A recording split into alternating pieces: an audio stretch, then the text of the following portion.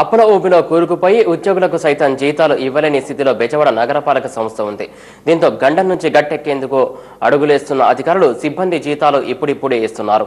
TDP అధికారం చేపట్టాక అభివృద్ధి బాటపడుతున్న నగరపాలక సంస్థపై జెమినీ న్యూస్ ప్రత్యేక కథనం. ఇక ఇదే అంశం సంబంధించి మా ప్రతినిధి సుబ్బారావు అందిస్తారు. రాష్ట్ర రాజధానిగా విజయవాడ నగరం మారిన తర్వాత మొట్టమొదటిసారిగా తెలుగుదేశం పార్టీ చరిత్రలో విజయవాడ కార్పొరేషన్ని పూర్తి స్థాయిలో హస్తగతం చేసిన పరిస్థితుంది. మేయర్గా కోనేరు శ్రీధర్ ఎన్నికైనటువంటి పరిస్థితి. కోనేరు శ్రీధర్ దాదాపు కొంతకాలంగా నగరంలో ఉన్నటువంటి సమస్యలపైన, నగరపాలక యొక్క బడ్జెట్ పైన, వాటిపైన పూర్తి స్థాయి అవగాహనతో ప్రజల మధ్యలోకి వెళ్తున్నటువంటి పరిస్థితి. ఇప్పుడు ఆయన మనతో అయితే మాట్లాడదాం. నమస్కారం మేయర్ గారు, చెప్పండి, దాదాపు అసలు విజయవాడ నగర చరిత్రలో మొట్టమొదటిసారిగా ప్రజలు మీకు సంపూర్ణ అధికారం కట్టబెట్టారు. అంటే మీ దగ్గర నుంచి సంపూర్ణమైనటువంటి డెవలప్మెంట్ను ఆశించారు ఈ ప్రజలు. మీరు ఏ విధమైనటువంటి డెవలప్మెంట్ చేస్తామో మీ కాన్సెప్ట్లో ఉంది. విజయవాడ నగర ప్రజలందరికీ కూడా తెలుగుదేశం పార్టీ తరఫున అఖండ మెజార్టీ ఇచ్చి 38 కార్పొరేట్ సీట్లు గెలిపించినందుకు నగర ప్రజలందరికీ కూడా తెలుగుదేశం పార్టీ పరంగాను నగర మేయర్గా ధన్యవాదాలు తెలియజేసుకుంటున్నా. నేను ఎన్నికైన నాటికి ఈ విజయవాడ నగరాన్ని ఏదో చేయాలని 15-20 ఏళ్ళుగా కార్పొరేట్ మా మిస్సెస్ గారు నేను చేసిన అనుభవం మీద బాగా చేయాలి, విజయవాడని ఒక మంచి సిటీగా తయారు చేయాలనుకున్న టైంలో, ఎందుకంటే దాంట్లో సీట్లో కూర్చున్నా కానీ ఒక్కొక్క ఫైల్ చూస్తుంటే ఒక్కొక్కటి బయటపడతాను.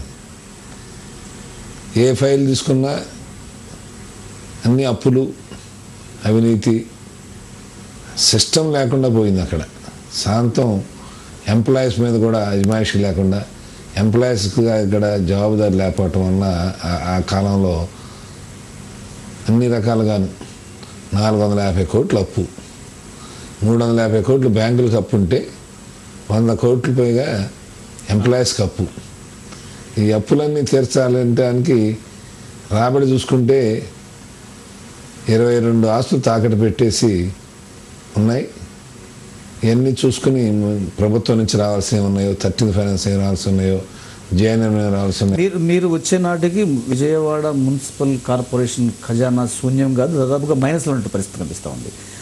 మీరు వచ్చిన తర్వాత రాష్ట్ర ప్రభుత్వం ద్వారా ఏ గ్రాంట్లు మీరు తీసుకొచ్చారు? డబ్బులే కదండి రాష్ట్ర కార్పొరేషన్లో లేనిది.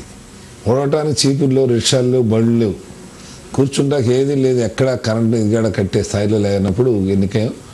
ఈరోజు నేను ఎన్నికైనాక నాన్ ప్లాన్ గ్రాంట్ దాదాపుగా 12 కోట్ల పైన తీసుకురావడం జరిగింది. అట్లాగే జేఎన్ఎం ఫండ్స్ అప్పటికే 50 కోట్లు అదనంగా వాడేసినా కానీ నారాయణ, మా మినిస్టర్ గారు, మున్సిపల్ మినిస్టర్ గారు నారాయణ గారితో, ఇటు కేసీఆర్ నాని గారు, గద్దారామన్ గారు, బొండమ్మ గారు అందరం కలిసి, నేను 4 సార్లు కలిసినాక ఫైనల్గా వీళ్ళందరినీ నెమ్మడబెట్టుకెళ్ళినప్పుడు 40 కోట్లు ఆయన స్పెషల్ ఇంట్రెస్ట్ తీసుకుని సీఎం గారు చెప్పి చంద్రబాబు నాయుడు గారి ద్వారా 40 కోట్లు వచ్చినాయి. అది కాకుండా వివిధ పద్ధతుల కింద రావాల్సినవన్నీ కూడా తీసుకుని దాదాపుగా 74 కోట్ల రూపాయలు తీసుకురావడం జరిగింది.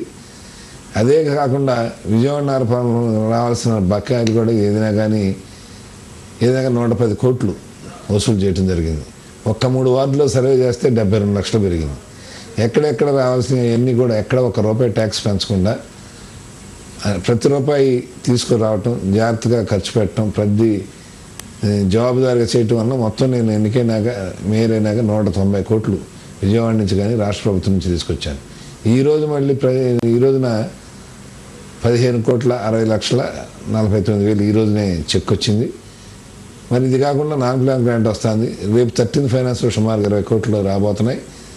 ఇవన్నీ డబ్బులు ఎక్కడికెక్కడ తీసుకొస్తున్నాం. అట్లాగే ఇరిగేషన్లో 47 కోట్లు రావచ్చు. గతంలో చూసుకుంటే కనుక ప్రతి కార్పొరేటర్కి 5 లక్షలు 10 లక్షలు ఒక ప్రత్యేకమైనటువంటి గ్రాంట్ కేటాయించి డెవలప్మెంట్ చేసేటువంటి ఒక వాతావరణం, అదేవిధంగా మేయర్ పరిధిలో కనీసం 1 కోటి నుంచి 2 కోట్ల రూపాయలు ఏర్పాటు ఫండ్ పెట్టి మేయర్ గారు కూడా మన సిటీ మొత్తం వెళ్ళినప్పుడు ఆయన చూసినటువంటి వాటి ఇచ్చేటువంటి అవకాశం ఉండేది. ఇటువంటి అవకాశం ఇప్పుడు ఉందా? అసలు ఎప్పటికి వచ్చేటువంటి పరిస్థితి కనిపిస్తూ ఉంది? ప్రస్తుతం ఉన్నటువంటి ఆర్థిక పరిస్థితి వస్తూ ఉంటాయి. ఈ రోజున బడ్జెట్ ప్రవేశపెట్టాను మొన్న రెవెన్యూ. దాంట్లో ప్రతి కార్పొరేటర్కి కలవర్ట్ రిపేర్లు కానీ, మాన్యువల్స్ రిపేర్ కానీ, ఏదైనా రిపేర్ ఉంటే ప్రతి ఒక్కొక్కరికి 5 లక్షల చొప్పున కేటాయించడం జరిగింది. అట్లాగే జనరల్ ఫండ్స్లో సుమారుగా ఏదైనా కానీ రోడ్లకు కానీ, సిమెంట్ రోడ్లకు కానీ, తార్ రోడ్లకు కానీ 17 కోట్లు కేటాయించడం జరిగింది. ఇది కాకుండా రోడ్ గ్రాంట్ గవర్నమెంట్ నుంచి వస్తుంది. అది ఇప్పుడు మాకు 7 కోట్లు వచ్చింది. ఈ 7 కోట్లలో ఏంటంటే రోడ్లకే వాడతాం. గవర్నమెంట్ నుంచి వచ్చి 13th ఫైనాన్స్లో కూడా మేము వర్క్స్ పంపుతాం, ఆ వర్కులకే వాడతాం. అట్లా దేనికైతే ప్రభుత్వం నుంచి కేటాయించి వస్తాయో ఆ వర్కులకే చేస్తాం. మేము కేటాయించిన 18 కోట్లు కాకుండా రాష్ట్ర ప్రభుత్వం నుంచి వచ్చే అట్లా కేంద్ర ప్రభుత్వం నుంచి వచ్చే ప్రతి పైసా కూడా విజయవాడ నగరానికి అభివృద్ధికి చేస్తాం. విజయవాడ నగరాన్ని ఇవాళ 4 నెలల జీతం లేని టైంలో నేను మేయర్ అయ్యాను. ఈ రోజున ఎంప్లాయీస్ ప్రతి ఒక్కరు జీతం కలిగాను. ఈ రోజున ఎవరికి పెండింగ్ లేదండి. మొత్తం జీతాలు క్లియర్ చేసామండి. కాకపోతే ఇక్కడ ప్రొవిజనల్ ట్యాక్స్ అనేది మాకు సంవత్సరానికి 27 కోట్లు విజయవాడలో వసూలు అవ్వాలి. అది సరైన ఇది లేక కేవలం 7.5 కోట్లు 8 కోట్లు వసూలు అవుతుంది. దాన్ని కూడా కమిషనర్ గారితో మినిస్టర్ గారితో మాట్లాడి ఒక లైన్లో పెట్టి ఆయన ఆదాయం కూడా రావడానికి చూస్తున్నాం. ఇవాళ విజయవాడ నగరంలో సర్వే చేస్తున్నాం.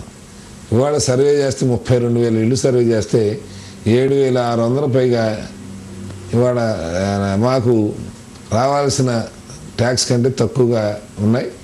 అది కాకుండా అసలు 641 ఇళ్ళకి అసలు ట్యాక్స్ లేదు. అందుకనే విజయవాడ మొత్తం ట్యాక్స్ చేస్తున్నాం. కొన్ని కాలనీ ఒక కాలనీ అయితే 110 ఇళ్ళకి అసలు అండర్గ్రౌండ్ ట్యాక్స్ కట్టట్లేదు. ఒక డివిజన్లో 740 మంది కట్టట్లేదు. ఇలాంటివన్నీ సర్వేలో బయట పెడుతున్నాయి. వాళ్ళు కూడా కట్టకపోవటం కాదు.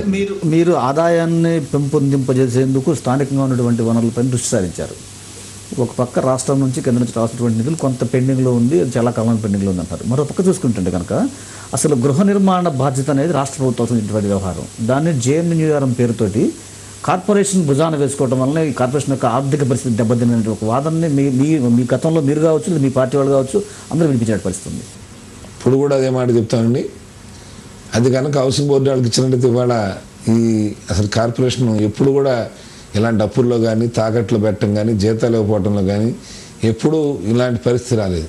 ఆ జేఎన్యూఆర్ఎంని మరీ అతి ఉత్సాహంగా గత పాలకులు వేసుకోవటం వలన దానికి ఇవాళ కార్పొరేషన్లో 200 పైన 300 కోట్లు ఖర్చు పెట్టడం వలన అది మామూలు. అదే కాకుండా దాదాపు 65 ఎకరాలు కార్పొరేషన్ స్థలం ఇవాళ హౌసింగ్ బోర్డు కిందకు పోయింది. ఏ రకంగా చూసుకుని అన్ని రకాలుగా నష్టం వచ్చింది. ఇంకా 9,000 ఇళ్ళు కట్టాల్సి ఉన్న స్థలం లేదని అదే చెప్పాము ప్రభుత్వానికి. మాకు కట్టే ఓపిక లేదు, మీరు హౌసింగ్ బోర్డు ద్వారా కట్టించమన్నాం. ఇవాళ రే పథకంలో మాకు దాదాపుగా 96 కోట్లు వస్తుంది. 71 కోట్లు రే పథకం ఒక చోట ఎన్ఎస్ బోస్ నగర్లో, అట్లాగే దాల్మిల్ దగ్గర ఒక 25 కోట్లు వస్తుంటే ఇప్పుడు ఆ దాల్మిల్ దాన్ని హౌసింగ్ బోర్డుకి ఇచ్చేశారు.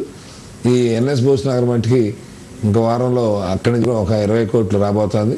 మరి ఆర్థికంగా ఉద్యోగులు భారం మీ పైన పెద్ద ఎత్తున భారం పడుతుంది. మీరు అందరూ కలుపుకొని డెవలప్మెంట్ చేయాలంటే కనుక ఈ జీతాలు, ఈ బత్యాలు, ఈ వ్యవహారాల్లో దట్టుబి ఉద్యోగుల యొక్క డబ్బులు కూడా మున్సిపల్ కార్పొరేషన్ వాడుకున్నటువంటి పరిస్థితి వల్ల పిఎఫ్ కావచ్చు, బెనిఫిట్స్ కావచ్చు, గ్రాట్యుటీస్ కావచ్చు, అవి కూడా వాడుకునే పరిస్థితి కదా. ఈ రోజున అదే చెబుతున్నానండి. ఇప్పటికి 4 నెలల జీతాలు ఎక్కడా రూపాయి పన్ను వేయకుండా, ఎక్కడ అప్పు చేయకుండా 4 నెలల జీతాలు ఇచ్చి ప్రజెంట్గా అన్ని నెలలు జీతాలు ఇవ్వగలిగాం. ఒక 7 నెలల్లో ఎన్ని ఒక్కొక్కటి మిగతా పనులు ఆపి వాళ్ళకి అప్పులు తెచ్చుకుంటే సెటరేట్ చేస్తున్నాను. అన్నీ త్వరలోనే. ఇప్పటికైనా వాళ్ళ పిఎఫ్ డబ్బులు కానీ ఇవన్నీ కట్ చేయటము, లేదా మీకు కార్పొరేషన్ వాడుకోవటం అనేది మానేసిందా, లేదా అది కొనసాగుతుందా? నేను వచ్చే టయానికి వరకు ఏం వాడుకున్నారో అది అట్లాగే ఉంచి అప్పటి నుంచి ఎవరికి ఎక్కడ కట్టాలి, ఈఎస్ఐ కానీ ఇంకోటి కానీ అన్నీ కట్టేస్తే పదులకు వెళ్ళిపోతున్నాయి. ఎక్కడ ఆపట్లేదు. ఈ రోజున అన్నీ ప్రజెంట్గా మళ్ళీ లైన్లో పెట్టాం. కానీ అంతకుముందు గత పాలకులు చేసిన బట్టి అట్లాగే ఉన్నాయి. నిదానంగా తెరచడానికి సుమారుగా 70 కోట్లు ఉన్నాయి. ఆ 70 కోట్లు కూడా ఫేస్ వారీగా తీరుస్తాం. అట్లాగే కాంట్రాక్టర్స్ కూడా ఏ డబ్బులైనా కానీ 29 కోట్లు ఇవ్వాల్సి ఉంది. అవి కూడా నెలకు 34 లక్షల తరపున ఆడకు కూడా ఇస్తున్నాం. అట్లాగే అవకాశం ఉంటే ఇంకా ఎక్కువగా ఇవ్వడానికి ట్రై చేస్తున్నాం. మీరు చూస్తూ ఉన్నారు, ఒక కార్పొరేటర్లో కూడా మీకు పెద్ద అనుభవం కూడా ఉంది. తాగునీటి విషయంలో చాలా సమస్యలు ఉన్నాయి. కొన్ని డివిజన్లలో ఇప్పటికీ కూడా ట్రాక్టర్ల ద్వారా సప్లై చేసినటువంటి పరిస్థితి మనం ఉన్నటువంటి పరిస్థితి ఉంది. ఈ నేపథ్యంలో కృష్ణానదిని పక్కన ఉంచుకొని ఇంకా విజయవాడలో నీటి ఎద్దడి మాట వినడానికి ఒక మేయర్గా మీకు ఎట్లా అనిపిస్తూ ఉంది? అదే చూసి ఇవాళ ప్రతిరోజు కూడా నీటి మీద రివ్యూ పెట్టుకుంటున్నాను. రేపు సమ్మర్ సీజన్లో ఎక్కడ నీటి కొరత లేకుండా ఉండటానికి ఈ రోజున మాకు రాష్ట్ర ప్రభుత్వం నుంచి 3,20,00,000 దాదాపు వచ్చినాయి. మేము అవి రాకముందే 1,15,00,000 పెట్టి టెండర్స్ పెట్టడం జరిగింది. ప్రతి సర్కిల్లోనూ 60 బోర్లు రిపేర్కి, ఒక 10 బోర్లు కొత్త వేయటానికి, ప్రతి సర్కిల్ 2కి 2 ట్రాక్టర్లు, సర్కిల్ 1కి 1 ట్రాక్టర్, సర్కిల్ 3కి కూడా 1 ట్రాక్టర్ ఇచ్చాం. ఈ లేని మట్టికి ట్రాక్టర్ పని లేకుండానే ఇవాళ ఒట్టి వాటర్ మీద సుమారుగా నేను వచ్చినాక దాదాపుగా 10 కోట్లు ఖర్చు పెట్టడం జరిగింది. ఎర్రకట్ట మీద 2 కోట్ల 32 లక్షలు, అట్లాగే డివిఎన్ఆర్ ముందు 1,90 లక్షలు, అట్లాగే తిమ్మలపల్లి క్షేత్రం నుంచి 1,30 లక్షలు, అట్లాగే సింగనగర్ ఏరియాలో దాదాపు 1 కోటి రూపాయల పైగా. ఇవాళ 77 కోట్లు పెట్టి తయారు చేసిన గంగిరెద్దుల దెబ్బకి మోడల్ గెస్ట్ హౌస్ నుంచి నేను రావటం కోసం దాన్ని కూడా పూర్తి చేస్తున్నాం. అట్లాగే బ్రహ్మానందన్ రెడ్డి స్టేడియం కాంప్లెక్స్ దగ్గర వాటర్ ట్యాంక్ లైన్లో పెట్టాం. మీరు గత రానటువంటి కాలంలో విజయవాడ ప్రజలకి మేయర్ కోనేరు శ్రీధర్ చేసినటువంటి డెవలప్మెంట్గా మిగిలిపోయేది దాన్ని మనం ఆలోచన చేస్తున్నారు. తప్పకుండా ఇప్పుడు 20 రోడ్లకి వైండింగ్కి చేసి దానికి ఎస్టిమేట్లు వేసి పంపడం జరిగింది. అట్లాగే విజయవాడ ఇవాళ మాకున్న కార్యాలయం చాలక ఎక్కడ పడితే అక్కడ కూర్చోవాల్సి వస్తుంది. అక్కడ కూడా 10 ఫ్లోర్లతోటి ఒక 14 కోట్లతోటి ఒక ఎస్టిమేట్ వేసాం. బ్యాంక్ లోన్ అడుగుతున్నాం, అది ఒకటి మొదలు పెడుతున్నాం. అట్లాగే విజయవాడలో 250 కోట్లతోటి బీసీఎన్ రోడ్లో కానీ, అట్లాగే లారీ స్టాండ్ కానీ, బృందావన్ కాలనీలో కానీ, రాజగోపాల మార్కెట్ కానీ వేస్తున్నాం. ఆల్రెడీ బృందావన్ కాలనీలో కాంప్లెక్స్కి ఎన్బీసీ వాళ్ళు అగ్రిమెంట్ అవుతున్నారు. ఎన్బీసీ వాళ్ళు ఇస్తే అక్కడ దాదాపుగా 6 ఫ్లోర్లతో కడుతున్నాం. ఈ 250 కోట్ల మీద మాకు నెలకి సంవత్సరానికి వచ్చి 60 కోట్ల ఆదాయం వచ్చే అవకాశం ఉంది. ఈ 60 కోట్లు 30 కోట్లు లోన్ తెచ్చుకుంటా, 30 కోట్లు కార్పొరేషన్కి వాడుకుంటా డెవలప్ చేయాలని ఆలోచన ఉన్నాం. రేపు రాజధాని అయింది కాబట్టి ఇవన్నీ కూడా రెంట్లకు కూడా వెళ్తే ఎక్కడ ఆగదు. లారీ స్టాండ్లో 16 ఫ్లోర్లు ప్లాన్ ఇచ్చాను. అట్లాగే మిగతా బిల్సెంట్ రోడ్లో 4 కాంప్లెక్స్లు కలిపి ఒకే కాంప్లెక్స్గా కడుతున్నాం.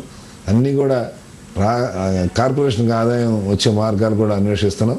ఇవన్నీ చూసుకుని నగరంలో 1 సంవత్సరం తర్వాత మొత్తం కనబడితే రేపు జూన్ జూలై నుంచి నారా చంద్రబాబు నాయుడు గారు కూడా విజయవాడలోనే ఉంటానని కూడా చెప్పారు. నీకు కంగారు పడాల్సిన అవసరం లేదు, విజయవాడ వస్తాను, ఇవన్నీ లైన్లోకి వస్తాయి, తప్పకుండా విజయవాడ నగరాన్ని రాజధానిని అభివృద్ధి చేస్తానని చెప్పి వారు కూడా చెప్తున్నారు. నాకు ఒక నమ్మకం ఉంది, చంద్రబాబు నాయుడు గారు విజయవాడ మీద దృష్టి ఉంది. ఇక్కడ దేవినేని ఉమామహేశ్వరరావు గారు, అట్లాగే మా ఎమ్మెల్యేలు, ఎంపీ గారు వీళ్ళందరి సహకారంతో విజయవాడని సుందర నగరం చేస్తున్నాం. కొద్దిగా టైం ఇవ్వాలి, మేము వచ్చింది 7 నెలలు అయింది, 7 నెలలు అప్పులు జరగటం సరిపోతుంది. ఇంకొక 7-8 నెలలు అయితే అన్ని లైన్లోకి వస్తే మీకు కనబడే డెవలప్మెంట్ కనబడుతుంది. రేపు వేసవకాలానికి నీరు కొరత లేకుండా చేయాలని పట్టుదలగా అటు కమిషనర్ గారు కానీ, ఇటు నేను కానీ మా ఎమ్మెల్యే సహకారంతో చేస్తున్నాం. ఎక్కడ కూడా నీటి కొరత లేకుండా చేయాలనేది ఆలోచన. తెలుగుదేశం గవర్నమెంట్ వచ్చినాక నీరు కొరత లేకుండా చేసిందని ముందు అది తీసుకొచ్చుకుని నెక్స్ట్ వర్షాకాలం వచ్చే నాటికి ఎక్కడ నీళ్ళు నిలబడకుండా చేయడానికి కూడా కృషి చేస్తున్నాం. రైల్వే వాళ్ళు 0 బల్బ్ కింద చేయాలని చెప్తే పంజాగుట్ట అక్కడ అది కూడా ఇంచిపేట అటు పక్కన దాన్ని కూడా 1.5 కోట్లు కట్టాం. ఇంకా 7 కోట్లు కట్టాల్సి ఉంది. మాకు రైల్వే నుంచి 8 కోట్లు రావాల్సి ఉంది. వాళ్ళని అడుగుతున్నాం దీన్ని దానికి అడ్జస్ట్ చేయమని. మా ఎంపీ గారు కూడా కృషి చేస్తున్నారు. అది సెట్ అయితే ఎక్కడ కూడా నీళ్ళు నిలబడకుండా ఎక్కడ ముప్పు లేకుండా ఉంటుందని చెప్పి ఆశిస్తున్నాం. థ్యాంక్ యూ మేయర్ గారు. ఇది మొత్తం మీద చూస్తూ ఉంటే కనుక తాము అధికారంలోకి వచ్చేటప్పటికి విజయవాడ మున్సిపల్ కార్పొరేషన్ పీకల్లోతు అప్పుల్లో కూరుకుపోయి ఉంది. అసలు తాను మేయర్గా సీట్లో కూర్చున్నప్పుడు చూస్తే కనుక ఒకసారిగా పరిస్థితి చాలా భయానకమైనటువంటి పరిస్థితి. అయితే అప్పటి నుంచి ఇప్పటి వరకు కూడా ఉద్యోగులకు జీతాలు ఇచ్చేటువంటి పూర్తి స్థాయి సామర్థ్యంలోకి రాగలిగాం. అదేవిధంగా కొన్ని ఎక్కడైతే అప్పులు ఉన్నాయో అప్పులు కూడా క్రమంగా తీసుకుంటున్నాం. మరోపక్క రాష్ట్ర ప్రభుత్వం ఆర్థిక సహకారం తీసుకున్న దాదాపుగా 110 కోట్ల రూపాయలు తీసుకురావడం ద్వారా కొంత పరిస్థితిని మెరుగుపరిచాం. రానున్నటువంటి మరో 5-6 నెలలు కూడా ఇటువంటి పరిస్థితి తమకు ఎదురయ్యేటువంటి అవకాశం ఉంది. ఎందుకంటే పూర్తి స్థాయిలో ఆర్థికంగా పరమైనటువంటి బలోపేతం కావాలంటే మరి కొంత టైం పడుతుంది. అదేవిధంగా ప్రజలు కూడా పూర్తి స్థాయిలో సహకరించి పన్నులు సకాలంలో చెల్లిస్తే కనుక ఎటువంటి ఇబ్బందులు లేకుండా విజయవాడ మున్సిపల్ కార్పొరేషన్ని పూర్తి స్థాయిలో డెవలప్మెంట్ చేసేందుకు అదేవిధంగా రాష్ట్ర ప్రభుత్వం ద్వారా పూర్తి స్థాయి ముఖ్యమంత్రి చంద్రబాబు సహకారం తీసుకొని రానున్నటువంటి కాలంలో ముఖ్యమంత్రి కూడా స్వయంగా విజయవాడ నగరంలో మకాం వేసేటువంటి పరిస్థితి వస్తుంది. కాబట్టి ఖచ్చితంగా విజయవాడ నగరాన్ని ఒక మంచి నగరంగా మారుస్తామని చెప్పేసి మేయర్ చెప్తున్నారు. ఇది పరిస్థితి. Out studio.